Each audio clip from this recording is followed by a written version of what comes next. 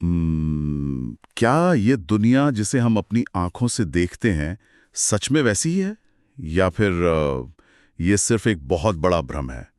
क्या सच में हमारे अंदर इतनी असीम शक्ति है कि हम पूरे ब्रह्मांड को अपने वश में कर सकें? ये सच में ऐसे सवाल हैं जो मतलब सदियों से मानव चेतना को झकझोरते रहे हैं। बिल्कुल।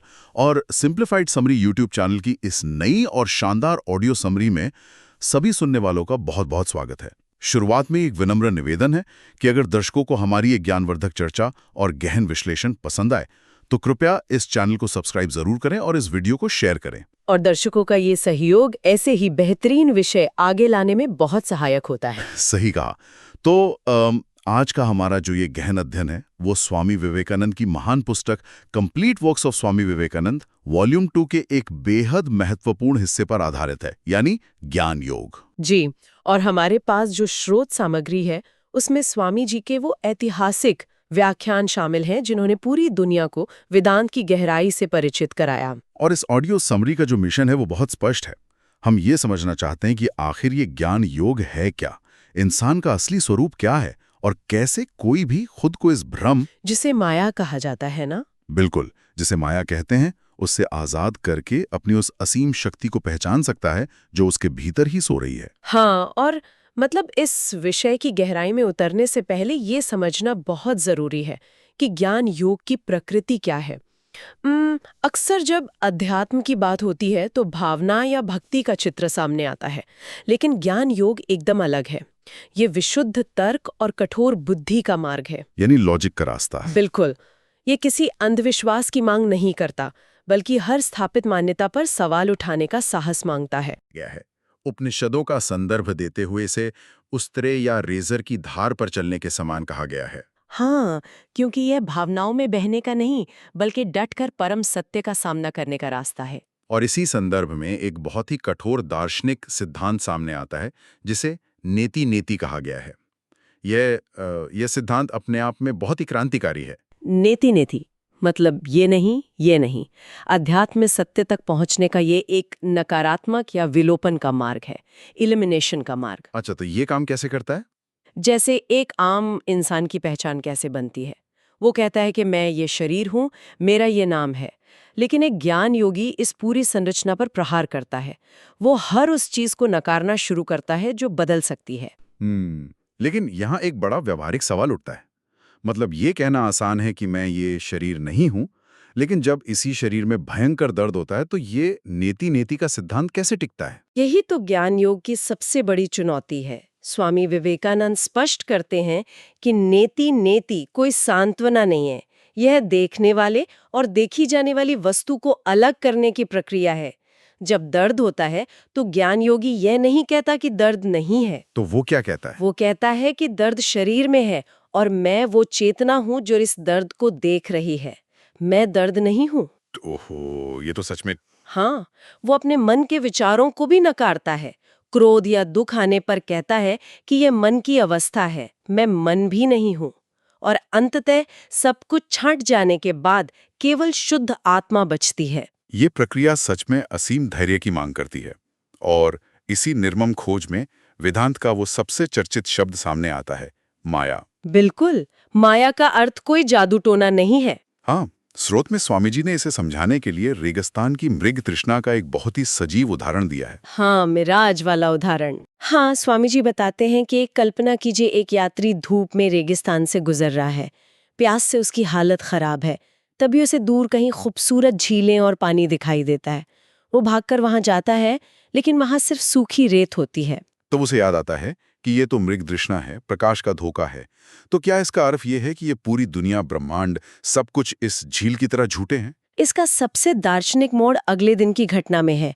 अगले दिन वो यात्री फिर यात्रा शुरू करता है और उसे वो मृग तृष्णा फिर दिखाई देती है। पानी अब भी असली लग रहा है? बिल्कुल असली लग रहा है, लेकिन अब यात्री के भीतर कुछ बदल गया है। अब वो धोखा नहीं खाता। वो उसे देखकर मुस्कुराता है कि मैं जानता हूं तुम केवल एक भ्रम हो। माया का असली अर्थ यही है। दुनिया गायब नहीं होती, बल्कि दुनिया से जो आसक्ति है, जो अटैचमेंट है, वो खत्म हो जाती है। ये बहुत ही गहरा विचार है। मतलब जब इंसान को पता चल जाता है कि ये भौतिक दुनिया एक भ्रम है, तो वो दुनिया छोड़कर भागता नहीं है, वो यहीं रहता है लेकिन धोखे में नहीं आता। बिल्कुल। और इसी अवस्था को स्रोत सामग्री में जीवन मुक्त होना कहा गया है। जीवित रहते हुए आजाद हो जाना, जैसे पानी में कमल का पत्ता रहता है पर पानी से अछूता रहता है।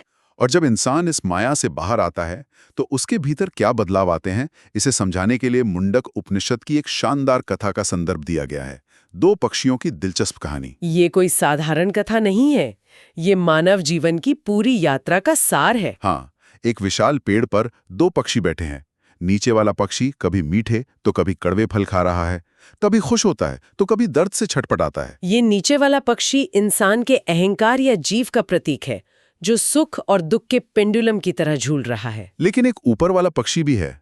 वो एकदम शांत, राजसी और स्थिर है। वो बस चुपचाप एक साक्षी की तरह सब देख रहा है। और वो ऊपर वाला पक्षी इंसान की अपनी अंतरात्मा या परमात्मा का प्रतीक है, जो हमारे ही भीतर है। अब कहानी में मोड़ तब आता है जब नीचे वाला पक्षी कोई बहुत ही कड़वा फल खा लेता है और गहरी पीड़ा में डूब जाता है। तब वो पल भर के लिए ऊपर देखता है।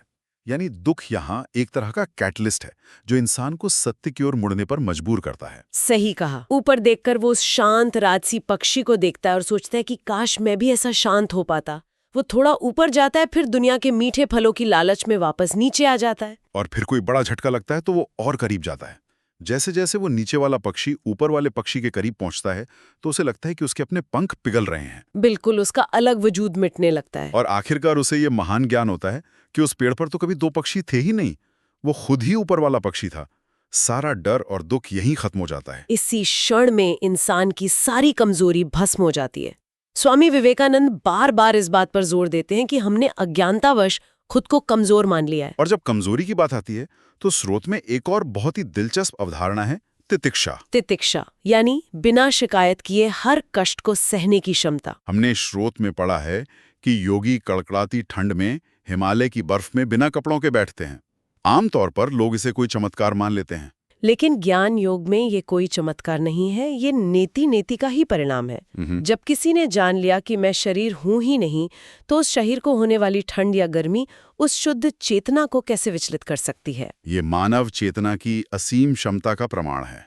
स्वामी जी ने कहा है कि सारे ब्रह्मांड की शक्ति हमारे भीतर है। इंसान कोई कमजोर या पापी जीव नहीं है। उन्होंने कहा है कि बब्बर शेर की तरह उठो और इस भ्रम को तोड़ दो कि तुम भेड़ हो। क्या शानदार बात है। और इसी असीम शक्ति के अनुभव के साथ जुड़ा है इस दर्शन का शिखर, अद्वैत का सिद्धांत। अद्वैत, जिसका अर्थ है जहां दो हैं ही नहीं, पूरी दुनिया में केवल एक ही सत्ता है, सत चित आनंद। Existence, knowledge, bliss. एब्सोल्यूट। जी, इसे समझने के लिए समुद्र और लहरों का उदाहरण सबसे अच्छा है।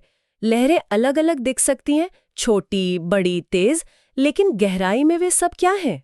वे सब केवल पानी है, एक ही विशाल समुद्र का हिस्सा है। और इसी आधार पर वो महान वाक्य सामने आता है, तत् त्वम असि, यानी तुम ही वो हो। अगर मैं और मेरे सामने खड़ा व्यक्ति सब उसी एक समुद्र की लहरें हैं, तो फिर कोई दूसरा तो बचा ही नहीं। और जब दूसरा है ही नहीं, तो इंसान डरेगा किससे? जहां दो है वहीं भय है। जब सामने वाला व्यक्ति और मैं मूल रूप से एक ही है, तो मैं उससे नफरत या ईर्ष्या कैसे कर सकती हूँ? उसे चोट पहुंचाना मतलब सीधा खुद को चोट पहुंचाना है। ये बहुत ही गहरा विचार है। तो अब अगर हम इस पूरी चर्चा को समेटें तो एक सवाल आता है। कौन सा सवाल? यही कि इस उच्च दार्शनिक ज्ञान का रोजमर्रा के जीवन में क्या उपयोग है? सुनने वालों के लिए इसका क्या महत्व है, जो तनाव और जिम्मेदारियों से जूझ रहे? ये ज्ञान सिर्फ किताबों के लिए नहीं है। आज इंसान असुरक्षा और डर से पीड़ित है। भविष्य का डर, नौकरी का डर।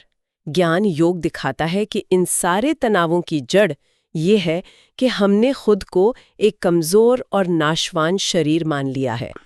यानी हमने खुद को वो नीचे वाला पक्षी मान लिया है। बिल्कुल। ये ज्ञान इंसान को हर तरह के डर और स्वार्थ से आजाद करता है।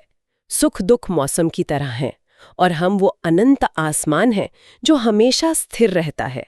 अगर हर कोई इस असीम शक्ति पर विश्वास करने लगे तो जीवन में कोई बाधा टिक ही नहीं सकती। सचमुच ये एक ऐसा नजरिया है जो जीवन जीने का दृष्टिकोण बदल सकता है। इस गहरी चर्चा के अंत में हम एक ऐसा उत्तेजक विचार छोड़ना चाहते हैं जो श्रोताओं के सोचने की दिशा को चुनौती दे सकता है। स्वामी विवेकानंद कहते हैं कि समय मेरे अंदर है, मैं समय में नहीं। ईश्वर का जन्म मेरे ही मन में हुआ था। ये बहुत ही गहरा विचार है। सुनने वालों को बस ये सोचना है कि अगर ये पूरा ब्रह्मांड, समय और यहाँ तक कि भगवान भी हमारे ही मन की रचना है, तो जिस दिन हम इस माया की नींद से पूरी तरह जाग जाएंगे, उस दिन इस समय, इस दुनिया और हमारी हस्ती का क्या होगा? क्या हम खुद ही पूरा ब्रह्मांड बन जाएंगे? ये एक ऐसा प्रश्न है जिस पर हर किसी को विचार करना चाहिए। तो इस गहन और विस्तृत अध्ययन में बस इतना ही। चर्चा को समाप्त करते हुए एक बार फिर से सिंप्लीफाइड समरी यूट्यूब चैनल के दर्शकों से विनम्रतापूर्वक निवेदन है कि कृपया चैनल को सब्सक्राइब करें, वीडियो को लाइक करें और अपने दोस्तों के साथ शेयर करें। इस पूरी विस्तृत चर्चा में हमारे साथ गहराई तक जुड़ने और इसे सुनने के लिए बहुत बहुत धन्यवाद। धन्यवाद दोस्तों। मिलते हैं अगले गहन अध्ययन में।